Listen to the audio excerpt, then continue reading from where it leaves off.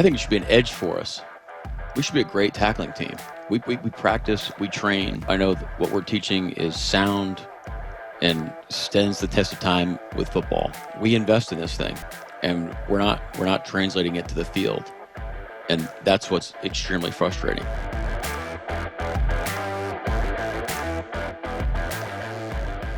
Coach, good morning. How are we today? All right. Well, frustration yesterday, I'm sure. What is your level of frustration this morning? Yeah, of course you're frustrated, you're disappointed, you're a little pissed, you're edgy, motivated, motivated to get it right, motivated to move forward. You kind of want to just play another game, you want to you just want to go make it right immediately, but that's not how it works. That's where you're at. I think we're still confident. We're still optimistic. All the kind of everything. Just it's still fresh. I haven't met with the staff. Haven't met with our defensive staff yet. Haven't met with the players yet. So that's part of the process. But when you don't play the way that you expect to play, and that's a tough pill to swallow. It's a tough punch to take right there. Salk, I think I do want to ask about the uniforms. We'll have plenty of time to talk about some of the ball and the tape and everything else, but just the whole scene yesterday, Coach. It was pretty cool. You've been a football lifer. You know this stuff, and, growing up where you did on the northeast, and then down south, and the creamsicles, and the old school Seahawks, and the logo in midfield, and the 50 greatest players all back celebrating these two organizations that came in 50 years ago. What about just the presentation, the unis, the colors? Could you appreciate any of that, at least before kickoff? Oh yeah, it was an incredible atmosphere. It was electric. It's great having all of our people there. 12s are awesome, and that's probably why you're frustrated is the amount of the investment we have and not getting the return, and so you're looking at the process that we're all the things that go into everything. That's what we're evaluating right now, but that's why we feel the way we do this morning, because our fans deserve better when we're playing at home. I don't know what the schedule was for you leading up to it. Did you have any opportunities to sit down or kind of be around any of the 50 greatest who would come in for this?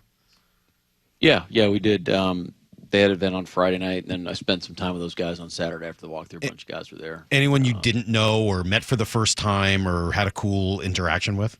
Yeah, I haven't met Sean Alexander yet, and that was really cool. I didn't get to spend time with Earl, but it was great to see Earl.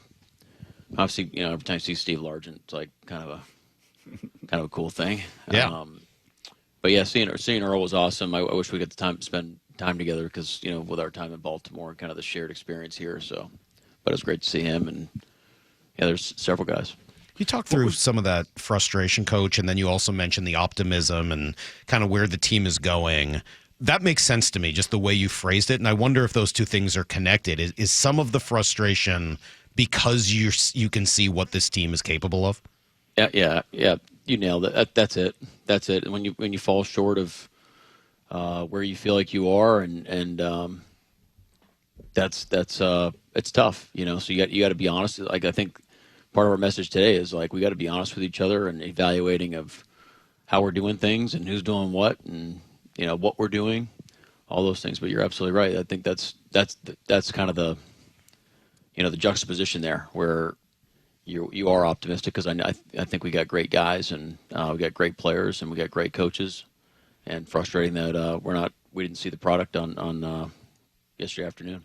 Coach, if it wasn't once, it was 2 or 3 times yesterday at the podium post-game. You talked about your play calling and just how you felt like numerous times you could have done better. Is then you watch the actual tape last night, right? And you go home and you look at those calls and you actually watch the game tape. Maybe some of what you felt at that podium versus the actual game tape, were those things aligned? Yeah, there's definitely plays that I want back. I'm probably more upset with what went into the week and how we got to the game and how prepared we were. and that goes into how we play. How we play defense, how like our style of play, how well we execute, our process. All those things wasn't our standard, and that's most of the things that I was referring to. Is that's my job, and when you fall short of what your responsibilities are, and you feel like you let your guys down. Was there anything that Tampa did, and it was a funky week for them with guys out and all their injuries and even Baker out early in the week? Was there anything that they did yesterday schematically, offensively, that you hadn't really seen earlier this year? They throw some new wrinkles at you that just made it that much more challenging? That's a tough question, because if you say no, then I feel like you're not giving them enough credit for how well they played. And the job that they did with their staff and their players. So they did do some things that hadn't been on tape. Some of them scouted looks, some things out of different personnel groups that hadn't been done up to this point. But those are things you have to take into account. You can't just throw your eggs in a basket based off of a 4-game sample. And so that's a credit to them. And that's something that we can do better moving forward of how we account for certain formations and certain plays coming out of certain personnels without kind of getting all the weeds. But yeah. As an outsider watching that game and seeing the two quarterbacks go back and forth, I mean, it's really hard to ignore the storyline, the narrative, whatever word you like for it, of where those two guys were to start their career as top 10 picks a few years later, and after they had both been bounced from their original location, and then where they were at yesterday, just going back and forth, throwing dime after dime. And they actually strike me as somewhat similar, I would think, with not necessarily personality, but ability to throw on the run and a little bit of movement. They're not running quarterbacks, but they move well. What was it like just kind of watching the quarterback battle shape up between those two? Well, I think you're right. I think we talked about this throughout the week too, about the similarities between Sam and Baker. Both are, top competitors. Haven't been with Baker in a building, but from what you understand about who he is and how he operates, seems like there's a lot of parallels between him and Sam. It sounds like they have a decent relationship themselves. Both played at an extremely high level, and again, I mean. And I know Sam wants to be able to close that game out, and defensively we want to be able to close games out and really put the game away. So Sam's performance can be front and center of what happened in that game, because that should have been the story of the game, is how well our offense played and how well Sam played. Well, and obviously we want to talk more about it. I mean, what he did yesterday was great, but since you also bring it up, the final offensive play that unfortunately goes the other way. He said that there was more he could do on that play, that there was protections he could have changed. What did you see on that maybe could have gone differently? Well, he's right. We could have flipped the protection there, but our offense is also based off of we don't have to be right every time with the protections, and if you're hot, we get rid of the ball and we move forward. But the ball did get tipped. It went off a helmet. I watched it this morning and took a bad hop. I thought he made the right decision and it sounded like he was trying to throw it in the dirt and or throw it short. Maybe there's a different place you could have thrown it or something. But in an ideal world, you flip the protection, you're not hot, and maybe you can work through your progressions a little bit more. But we got to be decisive in those moments. You got to make a decision. You got to rock with it. It's what our whole team's built off of. And so you played the shoulda, coulda, woulda game, but you got to look at the process, what goes into it, and live with the consequences. What did Marshawn say? I'm here so I won't get fined. I'm here, and I'm not asking this question for you to get fined. I'm asking it for clarity, because the college rule, the high school rule, the pro rule may be different. Can you help me and clarify what men downfield are and why on a shovel pass behind the line you're called for it, and they had the exact same concept with a guy 4.5 yards downfield? Can you just help me and the fans understand what is men downfield in the NFL?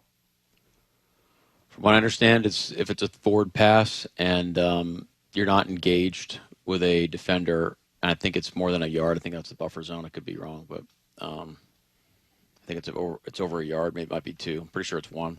Yep.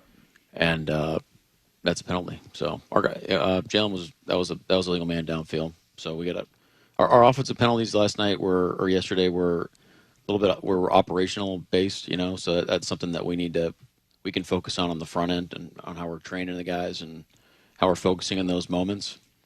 And I can't give you an answer on their one, because it felt like to me that he was downfield. So it doesn't matter if the ball is caught behind the line, like if you throw a screen or a shovel behind the line of scrimmage, if it's caught behind the line, it doesn't matter if it's guys forward, it's forward pass, yeah. Anything forward pass, okay. Yep. Yeah, that was. I think Mr. Frazier was showing you the iPad of their guy 4 yards downfield as well. So we'll just leave it at that. We don't need any fines or any of those conversations, but that helps clarify. I appreciate it. With some of the injuries that you guys were dealing with over the course of the week, and I heard you say no excuses, totally agree. Does that in any way affect the way you call a game defensively, what plays and defenses you can run, or do you have to just put that totally out of your mind and call what is best at that moment? Yeah, I think the non-negotiable is how we execute and the style of which we play, and that is what is disappointing, is that we fell short of that, and that comes to what we're asking the guys to do. But you're always gonna call games for players. That's the way you do it. So what does that mean, to call games for players? Yeah, you call plays for players. You want guys' abilities to. You want to accentuate guys' strengths and ask guys to do things that they're really good at. And so when you play with different players, you're calling different. You have to. If you're calling the same stuff, no matter who's on the field, that's not the way to do it. I mean, good or bad, So I know that's our philosophy, and I don't know. Maybe some people say, hey, look, we're just going to run, our three things, and no matter who's out there, let's do it. That's one way to doing it, but. Our philosophy is we're gonna call it for who's out there. So how beat up are you now? I mean, we got to see a whole bunch of guys, unfortunately, kind of trudging on and off the field over the course of the game and even leading up to the game. So let's do the little quick injury rundown. Where are we at with the guys who weren't able to go, starting in the secondary with Julian and with Devin? Yeah, Julian, sounds like we're going to be working through this all week. So I'm not sure what his practice availability is on what's today, on Monday. So on Wednesday or Thursday, not sure. Spoon, I think he was getting imaged as we speak, so we'll still figure that out. Hopefully we get him back. We'll see. Mm-hmm. D-Law, we're hopeful that he can start practicing and go. Derek Hall. It looks like he might miss this game, maybe a couple games with his oblique. So we got to work through the severity of that and the timetable, whether or not that means what that means timetable wise. I know we got the bye coming up here in a few weeks. Who else? Let's see, Reek. No update on Reek. No update on Reek yet. Eamon Worry. Nick was able to return from the game. I haven't heard anything. Okay, and so same thing, I think good. Nehemiah was able to come back. So how was I haven't heard no updates on those guys. How was the tackling yesterday, Coach? As you evaluate it, what markers you look for with that? Yeah, our tackling right now is not our standard. It's not good enough, and we work it every day. We work our eat every meeting, and something is not getting that. It's not. The dots are not getting connected right now, so that's something that we're evaluating as we speak, and we have to address it because it must be better. There's way too many hidden yardage out there where it's putting us in more defensive positions, and guys are getting leaky yards on us. So it's it needs to improve. What does that mean to a modern NFL coach where, it's not full pads for 3 days and all day they're just out there doing tackling drills like they might have done in the 70s or 80s? So when you say it's something to work on, what are the options even available to you to work on that? Well, I mean, it's a good question. We're work through it. I think you can change up how you drill stuff. I think you can definitely change tempos. I mean, we'll thud out in space, if that's what we need to do, we'll do it. I mean, we'll wrap and release out in space. These are all methods, that we have to be able to figure out so we can become a better tackling team. But for the amount of time, that we invest into this, we're not getting the returns. And so we have to something needs to change. Whether it's a personnel decision or whether it's on the front end of how we change it. And certain guys have more missed tackles than others, and so maybe so those are things we also have to work on. It's extra time on those guys. Those guys are working on tackling, but we got to get that figured out. You need some walk-ons. I mean, like Nebraska had 200 players on their roster. You want us yeah, it's a little different than we were at Michigan. Yeah. Yeah.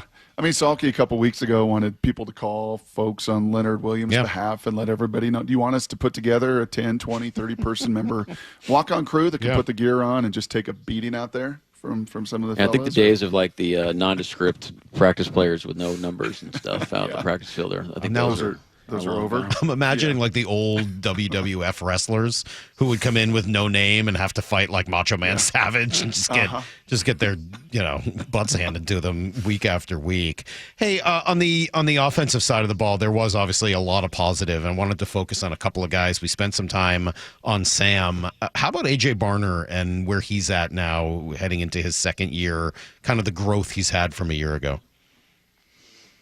Yeah, AJ's playing at a high level right now. We said this kind of leaving end of last year. I mean, for being a rookie going into his second year, he plays the way that we want our football team to play. He's tough. He's got some swag to him. He doesn't make selfish decisions. He plays to the echo of the whistle. He finishes plays hard. He has his teammates back. He's got a lot of energy on the sideline. Just a lot of positive things. He's a great teammate in the locker room and in the building. And like we say on defense, like ball finds energy. You keep doing stuff the right way. You keep playing really, really hard. You're in the right spots. Ball seems to find you. And we're really, really excited about AJ. He's going to be a leader on this team for a long time. Can you give me a play or two yesterday? We did this, I think, last week, and I loved it, that really represents your quote-unquote shocking effort. As you put that tape on and, some plays or some moments in that game yesterday that were just shocking effort moments to the head coach. Yeah, I love there was an inside run. I think it was to K9, and we pushed the pile. It looked like it got stuffed, and we ended up in a 2nd and 2 there in plus territory. That was awesome. I think that might have set up the 4th down. Mm-hmm. That was great. There's a couple great kickoff coverage plays that guys are winning one-on-ones, leveraging the ball right, identifying the returns, like making really decisive decisions in the moment. And what do you know? Tackling really well, taking a great angle, not diving at their feet, and finishing going backwards. That's the way we want it. That's the way we want to play. I had a neat moment for me. Another tough loss. So these coaching lessons feel that much more profound actually doing it now and living it. But I had my old man up in the booth. My dad who has a hard time getting around, so he had to be up in the booth with me. And Coach Macdonald, a number of times between Friday night, Saturday, watching college football, and then watching the game yesterday on the couch with him, he mentioned just that. He's like, why are guys diving? Like back in the day, and maybe this is a byproduct of not being able to hit and wrap. He's like, you just head up, just wrap and run your feet and run your feet and run your feet. If he said it again once, he said it 1,000 times. As you watch football, as you evaluate, as you look at the college game and prospects, and obviously the pro game, is tackling, and the byproduct of taking all the gear off so often and not hitting, is tackling kind of the trade-off of some of that player safety stuff during season of not practicing as much in pads and hitting? I think it should be an edge for us. We should be a great tackling team. We practice, we train. I know that what we're teaching is sound and stands the test of time with football. And we invest in this thing, and we're not translating it to the field. And that's what's extremely frustrating. And so we have to start making changes on why and figuring out why it's not coming to life. Because it's not an excuse because of the tempos. It's not an excuse because you can't be in pads. You can train tackling every day, but how you take angles to the ball, how you finish on dump. I mean, there's so many different methods to figure this out. If you feel like that it's an excuse, then that's lazy coaching. that's taking the easy way out, coach. That's going around, not through. I'm not saying you're saying that, Brock. I'm just saying from as a coach's perspective. Yep. Like we say this all the time. Like you got to understand the rules and you got to play them by them better than everybody else. Everybody's playing by the same amount of rules than we are, and so we got to figure out a way to make this an edge for us. Right now, it's not. Right now, it's an edge against us, and it's extremely frustrating. But we got to get it fixed. Is that different at the 3 different levels of the defense? I mean, the way you would coach and teach tackling to a defensive lineman versus a linebacker absolutely. Versus the secondary? Yeah, absolutely. Each, like we used to do like tackling circuits. Everyone did like the same tackles, but like each position group aren't in the same positions to make the same. Like they're in different like tackle profiles. They're in just different worlds. So second level probably is a little bit more mirrored, but like first level guys, they're on side views, they're on chase views, they're on front views, like in the box. It is a little bit different. So the principles are the same, but like how you train it, I think varies by position. You get to watch a little Monday Night Football tonight with these Jaguars. Yeah, it'd be interesting. Like we'll be watching them and also watching them at the same time. So it'd be a little kind of like a Twilight Zone deal. Well, we appreciate it, Coach. That's a really, really good insight, I think, today into where your mind's at and where the team is at, and appreciate the candor with the tackling stuff and kind of where your frustration and where it comes from. And I think there's a lot of people that really agree. I think there's a lot to really like about this team and a lot of reason for that optimism you expressed.